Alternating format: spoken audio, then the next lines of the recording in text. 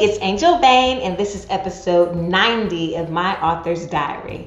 I am an author of crime thrillers for women, and every week I take you through the ups and downs that I go through as I try to write and publish new books. So don't forget to subscribe or follow me if you haven't done so already. Last week, I thought that this week I would be talking about the comments that I got from my editor on The Unexpected Hero, and guess what?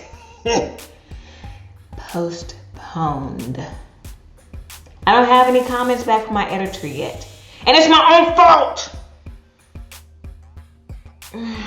So, yeah.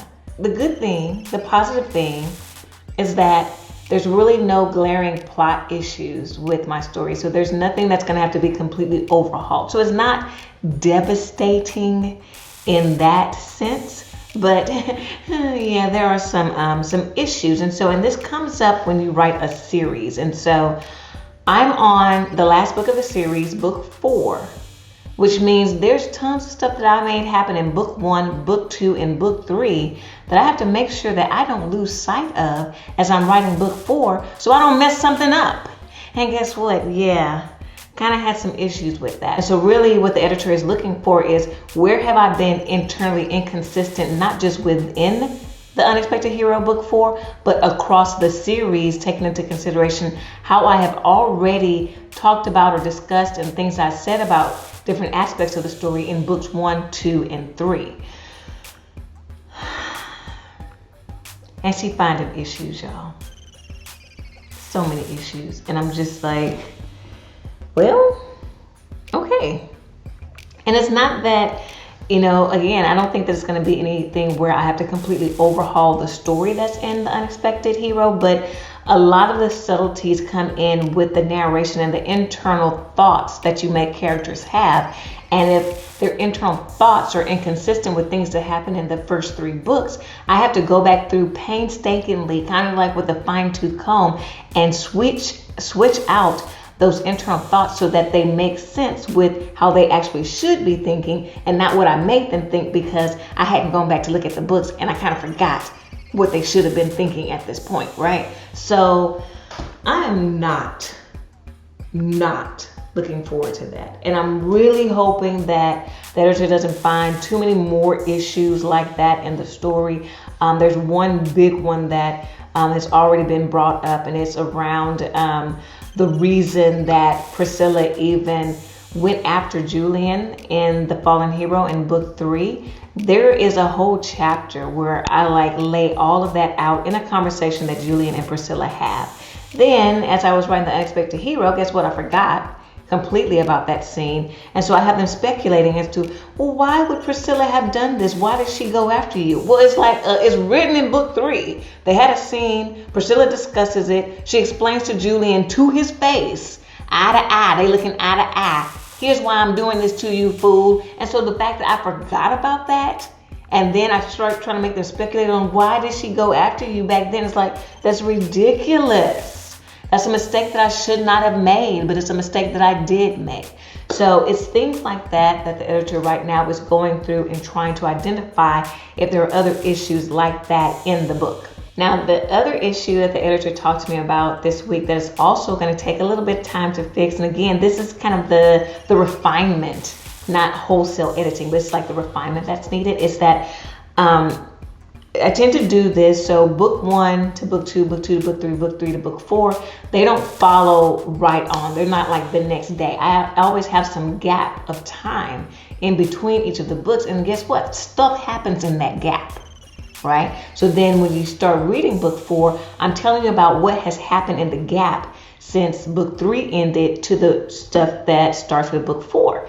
And as the editor was going through the story, it seemed like I was waffling on what happened during that gap period. And so the editor is calling me and we're having this conversation, and the editor is asking me these very specific questions about what happened during that gap period. And y'all, I froze. I was I felt like, I was on the witness stand. I could not answer the question. And it's because I had a fuzzy understanding of what happened during the gap period, but I didn't actually write it down. I didn't solidify it in my mind. And so then as you're reading through book 4, it's internally inconsistent because, okay, so let me just tell you what happened. So at the end of book 3, Priscilla Dumais, my ultimate bad guy, the villain, bad woman, the villain of the entire series, disappears from the hospital when they think she's in a coma, right? And so in between the gap, stuff is happening with Priscilla, stuff is happening with the cops trying to figure out what happened. Julian and Mina are thinking certain things about what happened with Priscilla and how she just vanished from the hospital. And so when I pick up in The Unexpected Hero for book 4, it is internally inconsistent because some of the scenes make it seem like everybody knows that Priscilla escaped. She must have woken up from the coma and she escaped.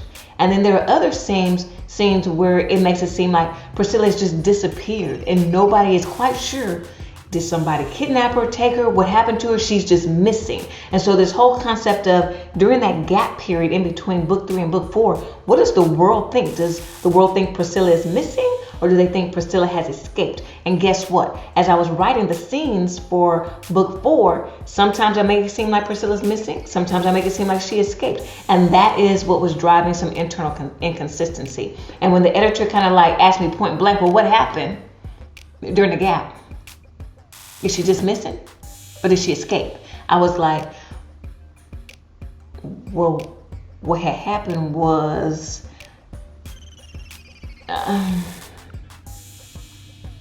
yeah, I kind of need to figure that out. And then once I settle on what exactly happened during the gap, what does the world think about what happened during that gap period, then I can make sure that every time I introduce something about Priscilla being gone, I'm doing it consistently throughout book 4. So those are kind of the two big things that I know that the editor is going back through the entire manuscript to kind of point out places where I have those flaws in the story that need to be fixed. And fingers crossed, y'all, that she don't find nothing else. Like nothing else, no other main issues, so that I can stay on track with my publishing schedule, because I really I want to get that book out in the mid-April time frame. We're coming up on March. That is shrinking the amount of time that I would have to kind of get the book and release it in April. And so I'm really hoping that I can stick to my novel writing plan and actually do the release mid-April, as long as once I get the comments, finally get the comments back from the editor and start trying to go through and make those changes that are necessary. Hopefully that doesn't take me too long so that I can make up some time and still meet my publishing goal. But I keep telling myself, look, what's most important is making sure that you get this story right. The last thing I want to do is rush through something and then see stuff popping up in reviews and my editor is just kind of like, yeah, I told you. But you want to rush and put it on out there, so that's what you get. Like, I'm not trying to be in that situation. I want to make sure that I'm fixing everything that I know of that needs to be fixed in the story, so that when I put it out there, I'm like, boom, that's all I got. I can't think of anything else to change to make this story better. We've gone through it with a fine-tooth comb. Everything is what we could think of, and if y'all find something, because we never would have thought of it, right? So that's the point that I really want to get to with the story. But yeah, so right now it's a waiting game because everything's postponed. There are some things that I realized that I should have done once I knew this was going to be a series. I should have done some key things that I think would have helped me along this pathway, and to not get to a situation where I had internal inconsistency across the books in the series. Now, the first thing is I should have immediately started my series Bible. Like, I hear other authors talking about it all the time. I knew that there were certain key events in Julian's life that always come up in every book. I have those memorized. Like, there is no need to have a series Bible for those things because he thinks about it, he talks about it all the time. But then there are other things that pop up every now and again that I don't always remember exactly the way it was supposed to be done, and that's what's tripping me up. And if I had started my series Bible right after The Accidental Hero and then kept adding to it with each of the next books, then I never would have ended up in that situation. So when I go to write another series that's going to be like Julian and Mina's, where it's the same characters going through multiple books, kind of dealing with a whole arc just for them, I'm going to make sure that I start that series Bible up front. The second thing that I should have been doing is anytime that I started to write about something in a later book that I know was covered in some way, maybe not very in much detail, but just covered in any type of way in one of the other books, just do a quick search and find on, okay, what did I say about this in each of those books?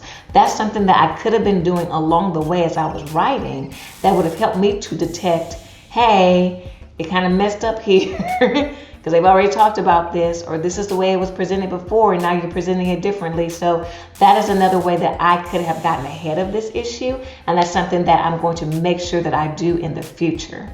And then the last thing that I can do is to make sure that anything that's critical backstory or things that happen in between books that I'm not going to highlight in the actual novel, but it'll be referred to, I have to write those scenes out. Like, I don't have to write them like they would be scenes that's published, but I need to do a brain dump of, okay, here's exactly what occurred during this gap time period. Here's exactly what occurred in this person's backstory, so that I can keep referencing that and having that all in one place. It kind of becomes part of the series Bible, and it's a way for me to make sure that I don't keep deviating and changing things that will end up making the story inconsistent. So stay tuned to next week when I will fill you in on the latest and the greatest for the unexpected hero. If you want to continue to keep up with me and all the ups and downs that I go through as I try to write and publish new books, click the subscribe button. Then don't forget to click that little silver bell so you won't miss when I'm doing a video. And I will see you next time.